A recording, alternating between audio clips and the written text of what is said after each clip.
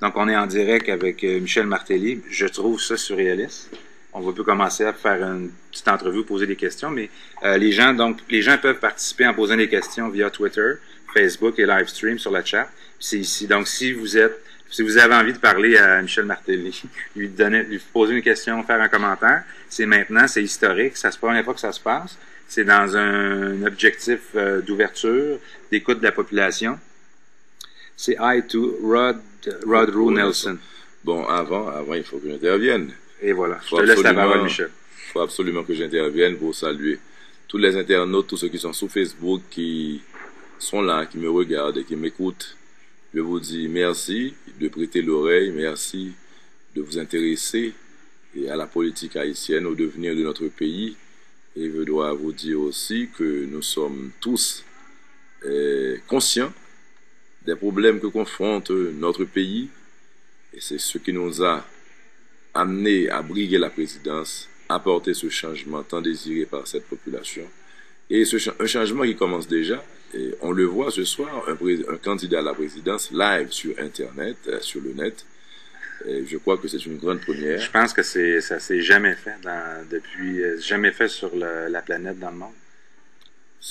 Qu'est-ce que ça veut dire, Michel? Je vais t'ouvrir une porte. Qu'est-ce que ça veut dire que tu acceptes de faire ça? C'est une expérience nouvelle pour moi et qui m'intéresse beaucoup. D'ailleurs, la semaine dernière, on est passé chez nos voisins de la République dominicaine où on a visité leur nouveau centre de nouvelles technologies.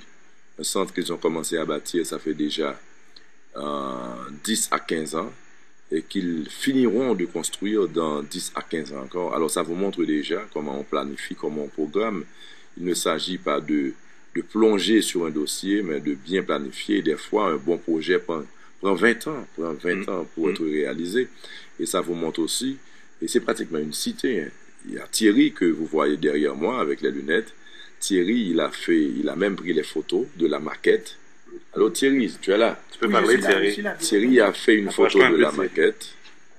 Et c'est pour vous dire que c'est pratiquement une cité quand on parle de nouvelles technologies, des immeubles qui sont là, qu'ils construisent, tout ça. Les centres qu'ils construisent, c'est une cité. Et c'est pour vous dire l'importance que les nouvelles technologies jouent dans le monde maintenant, dans la vie de l'homme. 15 ans de ça, je n'aurais jamais cru que je me servirais de cell phone. Et maintenant, pratiquement, le cellulaire, c'est l'outil le plus important. Et sous peu, on fera tout à partir du téléphone. Oui, le téléphone intelligent, c'est clair. C'est pour vous dire. Là, il y a... Sademero écrit, je vais t'aider un peu. IT schools needs more computer and such. Certainement, et let me try that in English. Yeah. Yesterday. Just hold on just a second. Il faut augmenter le 1, 2. son. 1, 2, ouais. Il y en a qui disent qu'ils n'entendent pas bien, mais c'est... Non, je peux parler plus fort aussi, là. Je peux parler plus fort. Regarde, Michel.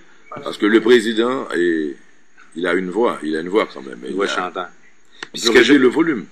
Oui. Puis ce que j'aimerais, je vais en profiter, j'aimerais que les gens qui regardent se présentent au président. Donnez votre ville et votre pays. Donc maintenant, le nom de la ville et le nom du pays. Le nom de la ville, le nom du pays. Est-ce que vous êtes haïtien de souche? Est-ce que vous avez de la famille haïtienne? Est-ce que vous êtes à l'extérieur du pays? Vous le faites en français, en anglais, en créole, non, Montréal, ils ont compris Canada. déjà là, parce que Toulouse est à Montréal et j'ai fait 2 jolies tournées à Montréal. Il y a Fort Myers qui écoute aussi. À Fort Myers, j'y suis passé à l'époque où je faisais Nopine.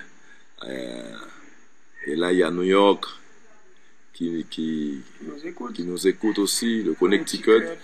Et c'est pour vous dire que je suis fier de vous tous, le fait que vous viviez à l'ère de la technologie. Et hier encore, Wyclef Jean et moi, on en parlait. On essaie de mettre sur pied ce programme, le e-learning, et pour faciliter tout ça déjà, quand on sera au pouvoir, on parle d'adopter ce programme, c'est One Laptop per Child, en sorte qu'on puisse faciliter ces jeunes, faire en sorte qu'ils aient tous l'accès à cette éducation qui sera le bon niveau, ce niveau dont on a tant besoin, un niveau qui sera identique, pareil à celui de l'étranger, puisque justement ils pourront s'éduquer tout comme ceux qui sont là-bas. Un professeur sera à l'université et à l'étranger, et nos étudiants haïtiens pourront suivre les cours sur le net. Donc ça devient plutôt intéressant, et je dois vous dire que par le passé, j'ai cru que, vu mon âge et que je n'ai pas grandi à l'ère de la technologie, que j'allais pouvoir m'en passer, mais par contre, je trouve ça de plus en plus intéressant, surtout pour le développement d'Haïti. Haïti qui est en phase d'être reconstruit. Donc je pense que ce serait une opportunité de se servir d'Haïti justement pour essayer toutes ces nouvelles technologies et nous mettre une fois pour toutes à l'échelle mondiale et même en avance. Mais on est en avance, on est le premier président ou candidat à la présidence qui fait ça. Est-ce qu'on pourrait, avez-vous des questions pour le président? On va garder le silence et on va essayer de lire les questions. Donc, you have any question for Monsieur le Président Michel Martelly, candidat à la présidence à l'élection en Haïti? Nous allons prendre 1, 2, 3, peut-être questions. Allez-y avec vos questions. Il y a quelqu'un qui dit, Jerry, qui dit qu'il I want to go back home, but not until Mickey is in power. Et ça me va droit au cœur, mais par contre, Jerry, si tu veux nous aider, puisque dans cette bataille, il faut qu'on se mette ensemble pour gagner, et même après, pour construire, il faudra qu'on reste ensemble. Donc, je t'invite à te joindre à nous déjà. Haïti a besoin de ses enfants, de ceux qui l'aiment. Et Michel, c'est peut-être la figure qui paraît au devant, mais il y a toute cette population qui meurt d'envie de changement aussi. Donc, viens te joindre à nous, et comme ça, la bataille ce sera plus facile. Quelle politique vous allez appliquer pour le reboisement? Ça, c'est intéressant. Et pendant que je vois Jerry, plus bas, qui parle de l'armée, là encore, c'est pour vous dire qu'on parle, ou du moins, on a ce plan pour une force de sécurité nationale, un plan qui pratiquement est identique au plan de la MINUSTAH, puisque la MINUSTAH a un plan de retrait aussi, et quand la MINUSTAH devra s'en aller, il faudrait absolument que nous puissions la remplacer avec une force nationale, une force où les jeunes pourront faire le reboisement, ils pourront faire le reboisement, il y aura aussi des ingénieurs, il y aura aussi des médecins, et il y aura des secouristes, ils auront tous une formation militaire ou policière, afin de pouvoir contrôler la situation en cas de chaos, puisque la MINUSTAH ne sera plus là. Donc, on parle d'armée, oui, de force, que bon, le nom pour nous, ça compte peu, que ce soit l'armée, la gendarmerie, n'importe quoi. L'essentiel, c'est d'avoir cette force qui puisse remplacer la MINUSTAH quand elle devra partir. Et ensuite, une question sur la double nationalité. Ah, sur la double nationalité. Bon, je crois que pour avoir vécu avec vous là-bas, il est impératif qu'on passe cette loi, et que une fois que vous soyez haïtien américain, que vous puissiez encore jouir de vos droits civils en tant qu'haïtien et politiques. Voter par exemple, briguer certains postes. Bien sûr, je veux croire que pour que quelqu'un brigue la présidence, il faudra qu'il habite quand même à Haïti. Et comme le stipule la loi, au moins les 5 années précédant sa candidature. Puisque comment inviter quelqu'un à diriger un pays qu'il ne connaît pas, qu'il n'a pas habité? C'est en ce sens que je vous invite, je vous convie, si vous êtes intéressés, à penser à tout ça. Nous autres, nous pensons beaucoup. Mais quand on parle de la diaspora, ce qui m'intéresse le plus, ce n'est pas seulement voter des lois pour la diaspora, mais l'impliquer dans le développement d'Haïti. Nous avons certains programmes où la diaspora devra prendre en charge des projets et même gérer des comptes, puisque quand on parle de projet, il y a un budget. Quand il y a un budget, il y a quelqu'un qui gère.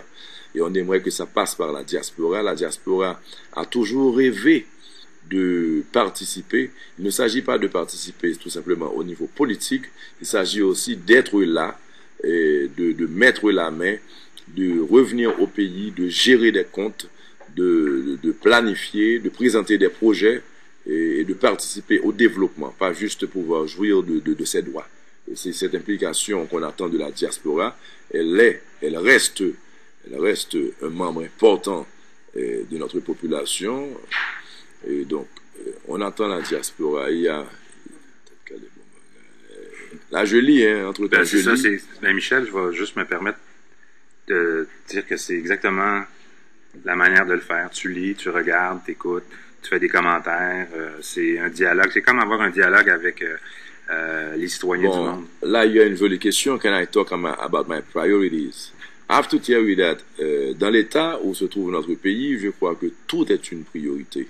Cependant, il y a quand même des urgences que je pourrais noter. Comme urgence, je parlerai des gens qui vivent sous les tentes et du même coup de ceux qui souffrent du choléra, qui sont atteints du choléra. Ce sont deux urgences. Après ça, il faut parler de priorité, mais quand on parle de priorité, dans un pays qui n'a pas grandi depuis tantôt 25-30 ans, un pays qui n'a pas avancé, qui a plutôt reculé, je pense que tout est une priorité. Je suis passé hier, par exemple, à Pignon, et la revendication la plus importante était l'eau potable. On parle de 2011, un pays qui jadis a été la perle des Antilles, maintenant on vous parle de problèmes d'eau potable.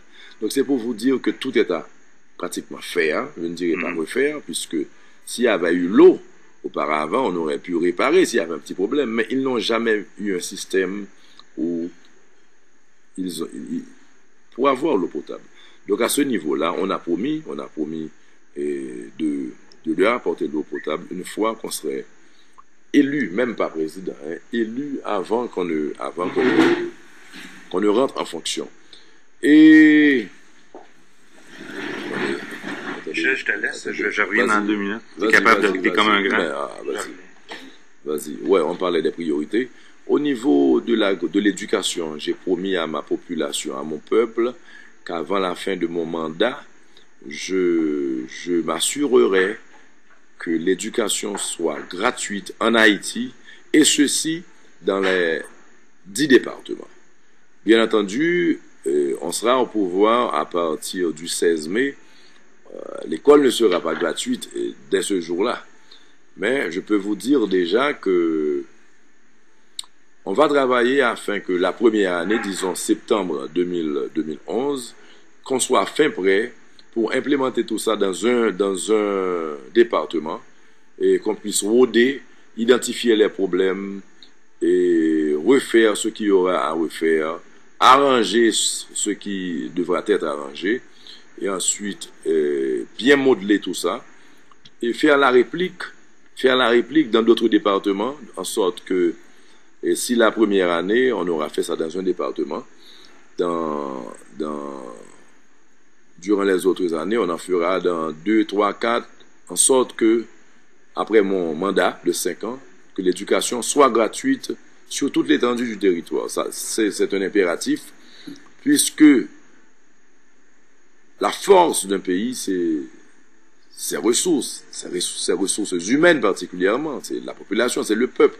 Donc il faut absolument s'instruire, se former, s'éduquer pour mettre le plus possible des chances de succès, de réussite à la portée de cette population. Et tout comme il faut absolument parler d'école professionnelle, j'en parle et je dis par exemple que pour avoir une école professionnelle, il suffit d'avoir un local, l'État peut gérer ça. Maintenant les professeurs, comment ça se fait? Et on pourrait identifier des professeurs qui seraient à la retraite. Et vous savez que pour le professeur, son désir le plus cher, c'est de continuer à former les jeunes.